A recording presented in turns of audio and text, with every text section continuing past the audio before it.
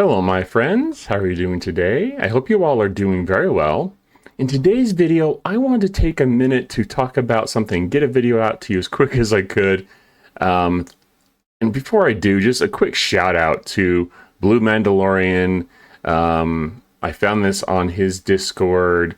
So big shout to him. If you have any way to support Blue and all the wonderful work that he does, there's a couple of others in the community, but I happen to find his Discord, so I'm going to give him kudos or, whatever you want to call it. Praise. Good job, Blue. Thank you so much for all you do for the community.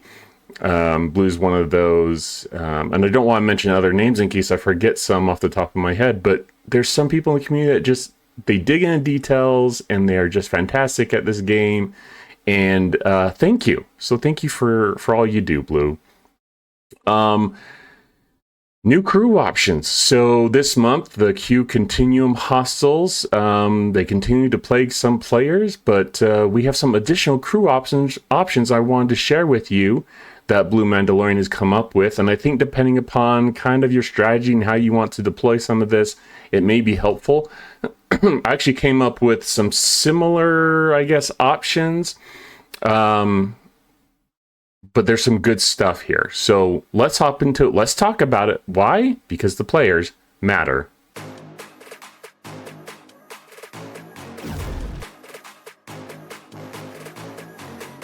All right, I'm gonna get rid of my camera just to make sure it is out of the way here. All right, there we go. So let's talk about the Continuum hostels a little bit. If you remember, I'll pull up a battle log here for some that I was hitting. Give you a little hint there. We're going to be looking at Chang here in a little bit. But looking at these hostels, you've got interceptors that cause hull breach. You've got explorers. You've got battleships. They're causing extra damage. Well, I guess with either type, they cause extra damage in one way or another if you have hull breach, if you have morale that they proc every round, I guess at the beginning of battle, or burning. So kind of something to be aware of with some of the strategies here.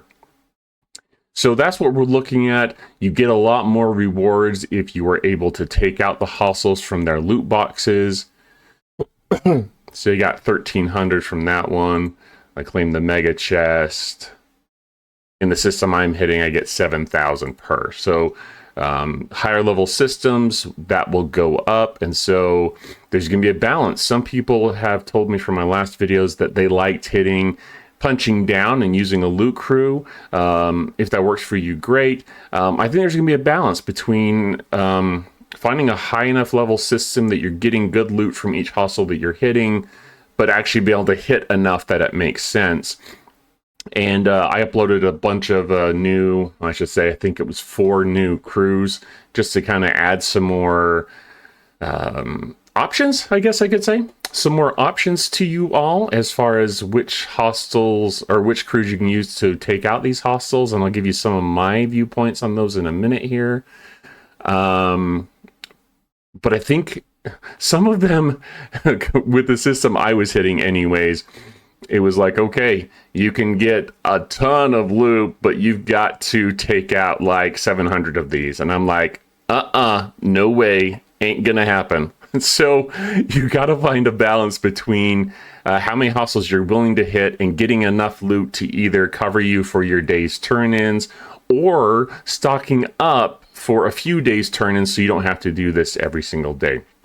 And so that's going to come down to some testing on your end. I'm just showing you the results on a system that I tried to pick to give you a good idea of kind of where I've been hitting. Yours may be higher, lower, whatever. And so that's something that you'll have to consider when you're looking at that.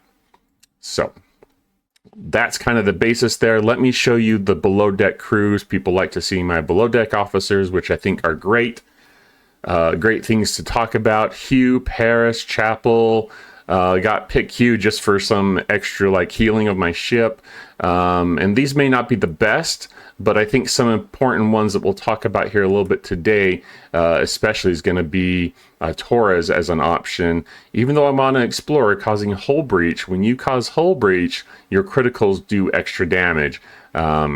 And so it's really good to have if you have the below deck slots. And you may struggle if you only have 3 slots, 2 or 3 slots on your ship. I get that. So you'll have to kind of play with the best options that give you extra criticals, extra damage that you're hitting the hostiles with, as well as some below deck mitigation like you might get from Paris, for example. So let's look at some of these options. I want to talk a little bit about some of the crew. So let's first look at Chang. Okay, let's just sort by name. I'll find him easier that way. Chang, right there. So for those who don't know, and if you've been in the game a while, you will, but I want to cover it for everyone. His officer ability, Dogs of War, if the ship deals a critical hit to the opponent while it has a hull breach, so that's critical with Torres, and we'll pull up Torres in just a minute here to look at her, what tier she can be effective. I usually just talk about it, but I felt like I wanted to cover the percentages so everyone can be aware of it. But if that occurs, then Chang has a 50% chance of delaying its next weapon attack by 1 round. So you're delaying rounds, weapons, damage. If you can delay that indefinitely, I suppose that you could delay or take less damage because of that. So that's a potential option there. Okay, so that's where Chang kind of fits in with some of these crews that we're going to look at. Let me pull up here. And we'll talk about these crews. Let's actually look at Torres really quick so we can make sure everyone has an understanding here. So when we talk about Torres, if you put her on the bridge, she will increase the shield transfer rate from Janeway. And for those who don't remember, Captain Janeway's captain's ability basically transfers more damage to the shields, so you take less hull damage. There is with regular damage, an 80-20 split that happens where 80% of the damage goes to the hull, 20% to the shields after mitigation. And what Janeway does is she makes it so that an extra amount, you can actually have 100% after you take damage go to the shields if you have both Voyager officers on the bridge. Sometimes having Torres on the bridge for that extra piercing isn't as valuable as having someone like Torres below decks, and I think she's the one here that we're talking about in PvE anyways, that can trigger hull breach 100% of the time if she's max. So that's why it's so valuable having her below decks, is she can cause this hull breach and then you can have an extra officer slot for something else on the bridge. You don't get as much of the shield transfer rate, but being able to do more damage is certainly has proven to have a lot of value, even more value, I would say, than her piercing on the bridge in many instances that I've come across. So here's the thing I wanted to point out, though. When you look at her percentages, at rank 1, she only has 10% chance to trigger it. It goes up to 15, 30, 60, and 100%. That's why having her maxed is so critical. Can I use that word? Ba-doom, boom, tsh. I know, bad dad joke. I'm sorry. So 100% chance at tier 5. 60% isn't fantastic at tier 4, so you can take a chance and put her below deck at tier 4 and see how it works for you. The best is going to be at tier 5. And this is one reason why in game that I highly recommend. Let's go to the X-Borg, and I talk about this frequently in my videos, but I want to make sure everyone knows kind of everything, right? So some people may not be focusing on this as much. But when you get your NX-01, I would highly recommend you focus on this officer exchange. Max it out where you can. Double chest pull for sure, if at all possible. But getting these below deck officers like Torres and Kim and Neelix that can proc, hull breach or morale or burning, as a below deck officer, so you free up that officer slot is a fantastic thing. It will be easier for you once your NX-01 up a certain level where you can actually farm those rare chips. that you turn in every few days. And I won't lie that this isn't the point of the video, but if you want some more details, hit me up and we can talk about that. So I would highly recommend, for those who are new to getting their NX01, get up to a level where you can actually start turning these in on a regular basis for these officer shards and start working on them if you haven't done so already. Okay, let's hop back over here and let's talk about some of the crewing options. So a little bit small, I have put this picture in Discord as I go in. The quality isn't great, but let's zoom in a little bit. There we go. So a little blurry, I apologize, but it is what it is. So we have done some crew testing with some of these. I wanted to cover just everything, and we'll look at Spock's Club in just a moment here. But in my last crew testing video, I don't think that I shared Janeway. That's something we talked about offline, unfortunately, after I made my video. But I just want to give you some basics here. The Janeway is a great option. Why do I say great? Because when you go and hit these hostels, if you go and you have an Explorer, and so you're like, okay, I'm a crew, I'm going to set up to hit interceptors. So maybe you do a crew like this, so you get the shield transfer rate, so you're taking less damage to your hull, you're getting mitigation from the EMH doctor, and then Phlox is reducing their critical chance, so you can do quite well. Let's say you go and you hit those interceptors. Well, eventually you're gonna run out of interceptors. So Janeway's fantastic because you can then actually hit against the triangle, with the triangle, same ship type, whatever. And you still, maybe not as effectively, but at least you're able to hit other ship types. Unfortunately, Scopely hasn't programmed it in such a way that you can hit only interceptors in that case. So I start thinking about, well, maybe for saving time, you might want to have Janeway as your captain in this case. Or you have something like a Pike Moreau that will help you here. So you don't have to pick a specific ship type that you're looking at. You can hit whatever type you want. That's my preference. I don't have all day to go, okay, I'll hit 5 hostiles, I'll come back later. I'll go, and then you're not getting the loot that you need either. So, you kind of have to think about that.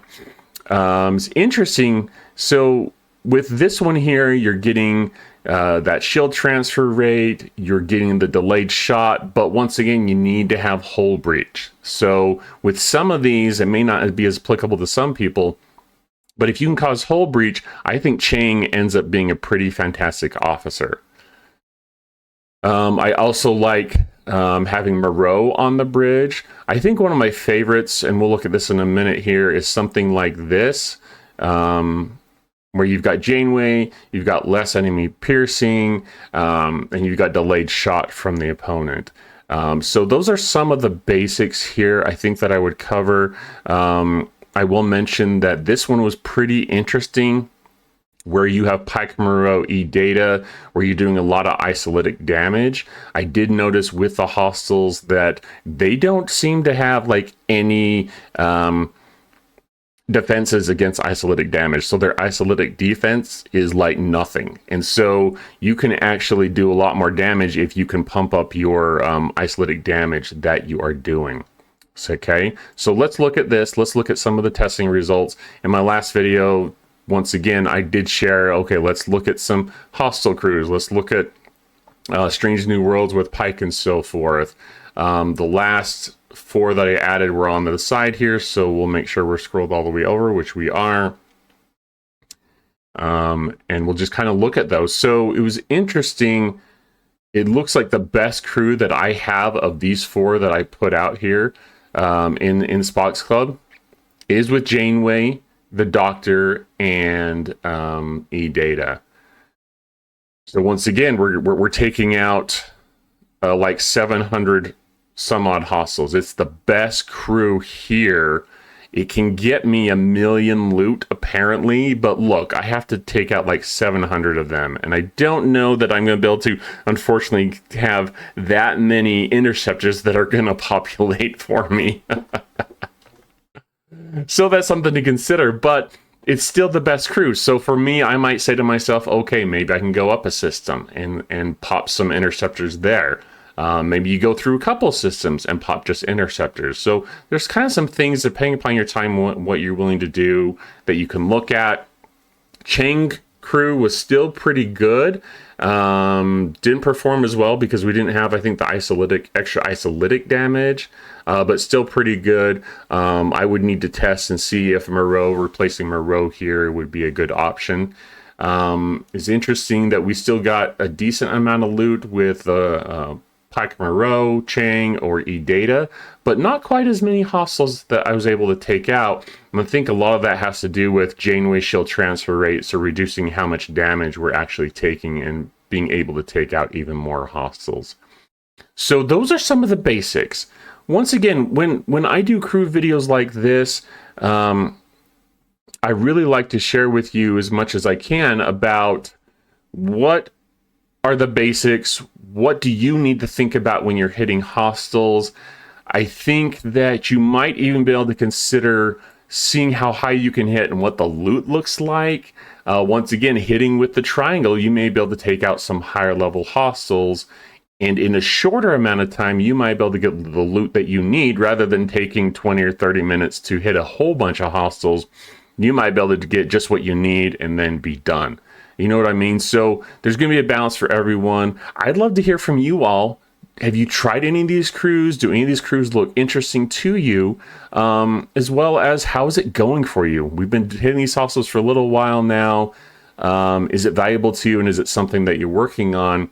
But hopefully some of these basics will give you some additional ideas on other crew options that can help you take out these hostiles more efficiently and get you the loot, so you don't have to worry about it. And it's one of those months where hopefully we're able to start getting rid of some of these other loops with the new building that they have, the independent archives that they've brought out. Still working on the Monavine one myself, and we did put a video out about that. So hopefully this loop isn't too time consuming, and with these new crews you can find a balance that maybe works a little bit better for you than you did have before. So anyways, thank you so much, commanders, and we will talk to you next time.